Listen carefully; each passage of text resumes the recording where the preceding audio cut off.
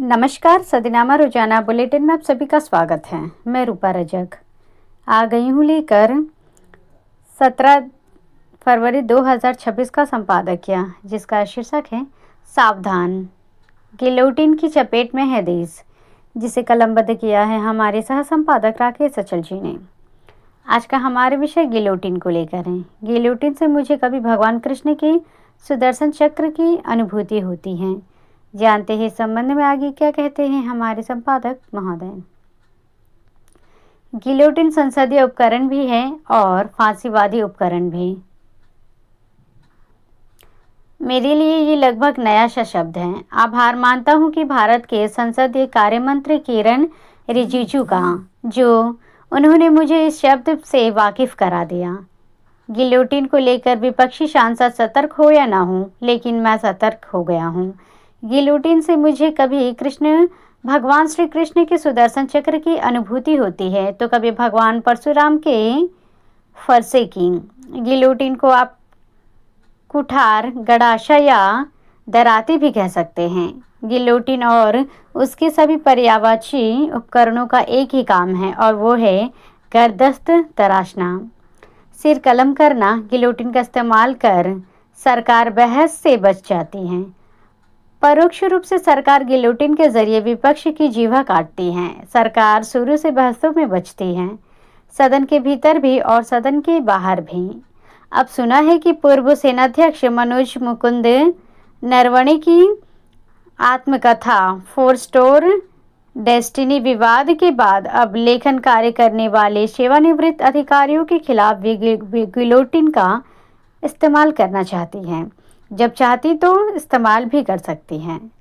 छन छन कर बाहर आने वाली खबरें बताती है कि सरकार सेवानिवृत्त अधिकारियों पर लागू कूलिंग काल 3 साल से घटाकर 20 साल करने पर विचार कर रही है।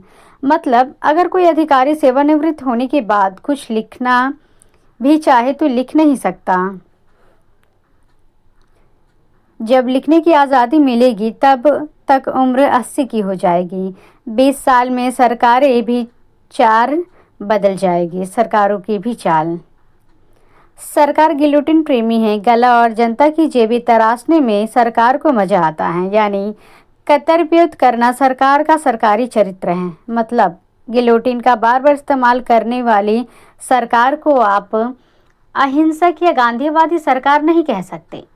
अहिंसक सरकार बहस से नहीं भागते, विपक्ष के वो दुश्मनी या दुश्मन नहीं मानते, बल्कि अपना दोस्त समझते हैं। देश में बहुत दिनों से कोई दोस्त सरकार नहीं बनी। गिलोटिन भाव के खतरनाक ही हैं, नृशंसक है, रक्तवार है। देश में इस समय मतदाता सूचियों की कतर व्योत के लिए चलाया जा रहा है।